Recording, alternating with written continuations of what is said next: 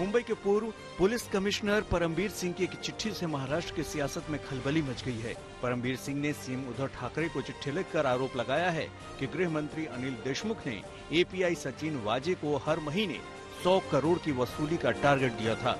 इसके लिए देशमुख ने बाकायदा ये हिसाब भी दिया था कि मुंबई के करीब 1750 बार और रेस्टोरेंट से औसतन 2 से 3 लाख वसूले जा सकते हैं। इस तरह 50 करोड़ रुपया जुटाया जा सकता है। बाकी 50 करोड़ रुपए अन्य स्रोत से जुटाने होंगे। परमबीर सिंह के मुताबिक गृह मंत्री के निर्देश लेने के बाद सचिन वाजे उनके दफ्तर में इस टारगेट की जानकारी देने आए थे। परमबीर सिंह के आरोपों पर महाराष्ट्र के गृह मंत्री अनिल देशमुख भड़क गए हैं। देशमुख ने सभी आरोपों को बेबुनियाद बताया और दलील दी कि एंटीलिया मामले की जांच परमबीर सिंह की ओर बढ़ रही है। ऐसे में खुद को बचाने के लिए उन्होंने झूठे आरोप लगाए हैं। देशमुख ने मुंबई के पूर्व पुलिस कमिश्नर के खिलाफ मानहानि का मुकदमा करने की चेतावनी भी दी है। हालांकि सूत्रों का दावा है कि देशमुख की कुर्सी खतरे में है। शरद पवार ने देशमुख को 2 टूक कह दिया है कि उन्हें हटाया जाएगा।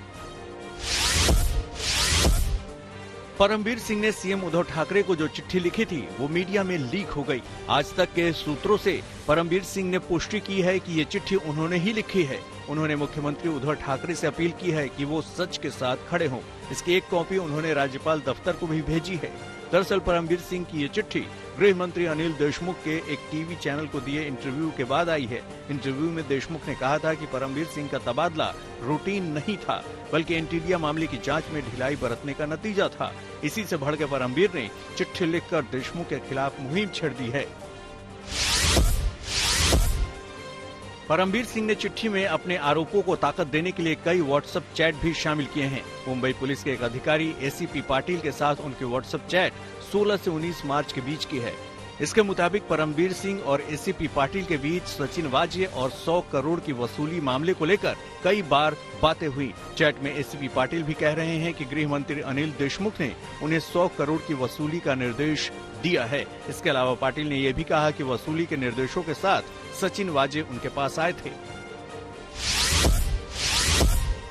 परमबीर सिंह के विस्फोटक आरोपों के बाद बीजेपी ने उद्धव सरकार को घेर लिया है। बीजेपी आज मुंबई में उद्धव सरकार के खिलाफ बड़ा प्रदर्शन करने की तैयारी में है। एनडीए नेता सरकार को बर्खास्त और महाराष्ट्र में राष्ट्रपति शासन की मांग कर रहे हैं। सरकार में साझेदार कांग्रेस भी अनिल देशमुख के इस्तीफे की मांग कर रही है। राज ठाकरे ने भी अनिल देशमुख के इस्तीफे के साथ पूरे मामले की उच्च स्तरीय जाँच की मांग की है। तमाम आरोपों के बीच उद्धव के मंत्री दावा कर रहे हैं कि उनकी सरकार को कोई खतरा नहीं है।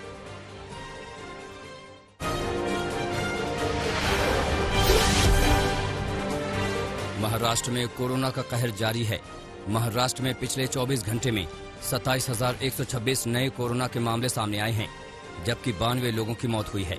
वहीं मुंबई में 2,982 नए केस सामने आए हैं और 7 लोगों की मौत हुई है। महाराष्ट्र सीएम उद्धव के बेटे और मंत्री आदित्य ठाकरे कोरोना पॉजिटिव हो गए हैं। मुंबई में भीड़ भाड़ वाले स्थानों पर रैपिड एंटीजन टेस्टिंग किए जाएंगे। इधर राज्य में कोरोना के बढ़ते मामलों के बीच नागपुर में 31 मार्च तक हार्ड लॉकडाउन लगा दिया गया है। मध्य प्रदेश में कोरोना के केस तेजी से बढ़ रहे हैं। पिछले 24 घंटे में 1,140 नए मामले सामने आए हैं। 7 मौतें भी हुई। सबसे ज्यादा नए संक्रमित भोपाल, इंदौर और जबलपुर में मिले। अकेले इन तीनों शहरों में ही बीते 24 घंटों में 678 मरीज मिले हैं। यही वजह है कि तीनों शहरों में शनिवार रात 10 बजे से सोमवार सुबह 6 बजे तक यानी 32 घंटे का टोटल लॉकडाउन लगाया गया है। बिहार में कोरोना को लेकर नीतीश कुमार ने समीक्षा बैठक की, जिसमें स्कूल खुले रखने का फैसला किया गया। वहीं सख्ती से नियमों का पालन कराने पर जोर दिया गया। गुजरात सरकार ने भी साफ किया है कि अभी गुजरात में लॉकडाउन का कोई इरादा नहीं है। पाकिस्तान के प्रधानमंत्री इमरान खान और उनकी पत्नी बुशरा बीबी कोरोना की चपेट में आ गए हैं। इमरान खान और उनकी पत्नी कोरोना पॉजिटिव पाए गए। फिलहाल वो होम आइसोलेशन में हैं। इमरान के कोरोना पॉजिटिव पाए जाने के बाद उनके तमाम स्टाफ और उनसे मिलने वाले लोगों के भी कोविड टेस्ट किए जा रहे हैं। जानकारी के मुताबिक इमरान में कोरोना के गंभीर लक्षण नहीं हैं। इमरान खान वैक्सीन का एक डोज ले चुके थे। वहीं प्रधानमंत्री नरेंद्र मोदी ने इमरान खान के जल्द स्वस्थ होने की कामना की है।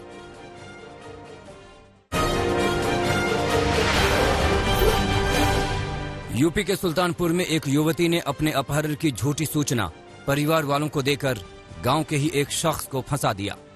पुलिस की तहकीकात और मोबाइल लोकेशन की जांच के बाद कुछ और ही कहानी सामने आई, जिसके बाद पुलिस ने बिहार के समस्तीपुर से लड़की को गिरफ्तार कर लिया। बताया जा रहा है कि लड़की एक मुस्लिम लड़के से प्यार करती थी, लेकिन परिवार वाले शादी के लिए राजी नहीं थे। इसी वजह से उसने अपहरण की साजिश रची। यूपी के कानपुर में 2 युवकों की पिटाई का वीडियो सोशल मीडिया पर वायरल हो रहा है। मामला कानपुर के कल्याणपुर का बताया जा रहा है, जहां कुछ लोगों ने 2 युवकों की बेरहमी से पिटाई कर दी। वीडियो में दिख रहा है कि पास ही कुछ लोग भी खड़े हैं, लेकिन वो युवकों को बचाने की कोशिश नहीं करते। पिटाई का वीडियो वायरल होने के बाद पुलिस केस दर्ज कर पूरे मामले की जांच में जुटी हुई है। यूपी के सीतापुर में छेड़छाड़ से तंग आकर एक नाबालिग छात्रा ने खुदकुशी कर ली। परिवार वालों का आरोप है कि 17 मार्च को स्कूल से वापस आते वक्त गांव के ही युवक ने लड़की से छेड़छाड़ की थी। आरोप है कि परिवार वालों की शिकायत पर कार्रवाई की बजाय पुलिस वाले उन पर ही दबाव बनाने लगे। छात्रा की खुदकुशी के बाद पुलिस ने अब छेड़छाड़ के आरोपी युवक को गिरफ्तार कर लिया है। यूपी के हापुड़ में भू माफिया बेलगाम हो गए हैं। धौलाना तहसील में भू माफिया ने ग्राम सभा की करोड़ों रुपए की जमीन पर अवैध कब्जा कर लिया। इस मामले में शिकायतकर्ता संजीव कुमार ने एसडीएम और पुलिस से शिकायत भी की, लेकिन अब तक कोई कार्रवाई नहीं हुई। शिकायतकर्ता का कहना है कि जमीन हड़पने के बाद भू माफिया बाउंड्री बनाने की फिराक में है। आरोपी अनूप तोमर समेत कई भू माफियाओं के खिलाफ केस दर्ज होने के बावजूद पुलिस ने कोई कार्रवाई नहीं की। पश्चिम बंगाल के आसनसोल के नरसमुदा इलाके की कोयला खादान में चट्टान गिरने से एक कर्मचारी की मौत हो गई। बताया जा रहा है कि ईस्टर्न कोल फील्ड्स लिमिटेड की खादान में अचानक कोयले की चट्टान कर्मचारियों पर आ गिरी। इस हादसे में मोहम्मद सफीक नाम के कर्मचारी की मौके पर ही मौत हो गई। ईसीएल प्रबंधन ने हादसे की जांच शुरू कर दी है। प्रयागराज में आबकारी विभाग और पुलिस की संयुक्त टीम ने शाहगंज इलाके में अवैध रूप से ट्रक में भरकर ले जा रही लाखों की बियर का जखीरा बरामद किया। बियर से भरी ट्रक राजस्थान से झारखंड ले जाई जा रही थी। इस बीच पुलिस ने शक के आधार पर ट्रक को रोका तो सारा राज खुल गया। यूपी में पंचायत चुनाव को देखते हुए आबकारी विभाग शराब तस्करों पर लगातार कार्रवाई कर रहा है।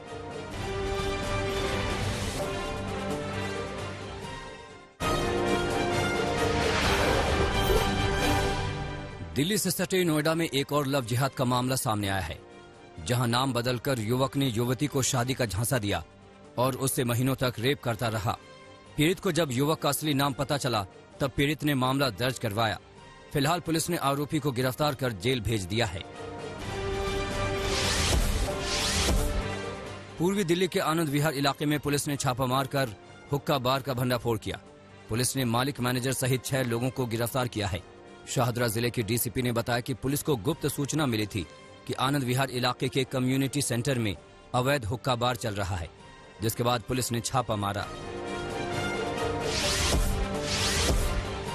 यूपी के बुलंदशहर में क्राइम ब्रांच और पुलिस की संयुक्त टीम ने नकली नोट की खेप के साथ 2 शातिरों को गिरफ्तार किया है। पुलिस ने इनके कब्जे से प्रिंटर, नोट प्रिंट करने वाली शीट समेत कई उपकरण बरामद किए हैं।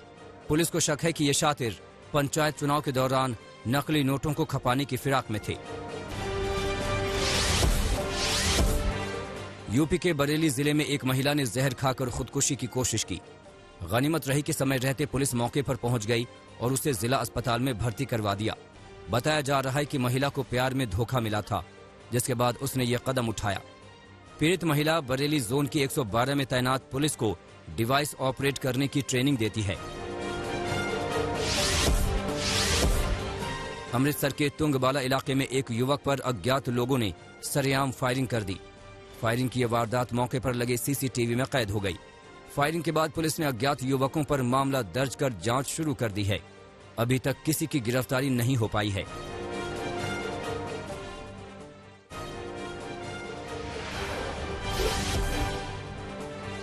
राष्ट्रपति जो बाइडेन और उपराष्ट्रपति कमला हैरिस एशियाई मूल के अमेरिकियों पर हुए हमले के बाद अटलांटा पहुंचे। बाइडेन ने कहा कि अब चुप्पी की कोई जगह नहीं है, इस मुद्दे पर अब बोलने की जरूरत है। 16 तारीख को जॉर्जिया के एक स्पा में हुए हमले में 8 लोगों की मौत हुई थी। मारे गए लोगों में ज्यादातर एशियाई लोग थे। अमेरिकी हाउस ऑफ रिप्रेजेंटेटिव ने म्यांमार में हुए सैन्य तख्तापलट के खिलाफ प्रस्ताव पारित किया। हाउस ऑफ रिप्रेजेंटेटिव के नेताओं ने कहा कि म्यांमार में जल्द लोकतांत्रिक सरकार बहाल हो। उत्तर कोरिया के साथ बढ़ी तलखी के बाद मलेशिया की सरकार ने उत्तर कोरियाई राजनयिकों को 48 घंटे के अंदर देश छोड़ने का आदेश दिया। इससे पहले उत्तर कोरिया ने मलेशिया के साथ सभी राजनयिक संबंधों को खत्म किया था। लेबनान में सैकड़ों की संख्या में लोगों ने प्रधानमंत्री कार्यालय के पास प्रदर्शन किया। बढ़ते राजनीतिक और आर्थिक संकट को लेकर लेबनान में कई दिनों से इस तरह का विरोध प्रदर्शन चल रहा है। जापान की राजधानी टोक्यो में 7 तीव्रता का जबरदस्त भूकंप आया। भूकंप का केंद्र मियागी तट के करीब था। स्थानीय समयानुसार शाम 6:10 पर यह भूकंप आया। अभी तक किसी के घायल होने की खबर नहीं है। टोक्यो ओलंपिक के दौरान विदेशी लोगों के जापान आने पर रोक लगाई गई है। जिन दर्शकों ने ओलंपिक और पैरालंपिक की टिकटें खरीदी, उनके पैसे वापस किए जाएंगे। कोरोना महामारी को देखते हुए अंतर्राष्ट्रीय ओलंपिक समिति और जापान की आयोजन समिति ने यह फैसला लिया। पूर्व अमेरिकी राष्ट्रपति डोनाल्ड ट्रंप के फ्लोरिडा स्थित गोल्फ रिजोर्ट के कुछ हिस्सों को अस्थायी रूप से सील किया गया। यहां काम करने वाले कर्मचारियों के कोरोना संक्रमित होने के बाद यह फैसला लिया गया। दक्षिण पश्चिम आइसलैंड के रेक्जेनस प्रायद्वीप पर लंबे समय से निष्क्रिय ज्वालामुखी में विस्फोट हुआ। 800 सालों में पहली बार यह विस्फोट हुआ। 32 किलोमीटर दूर से लावा दिख रहा है।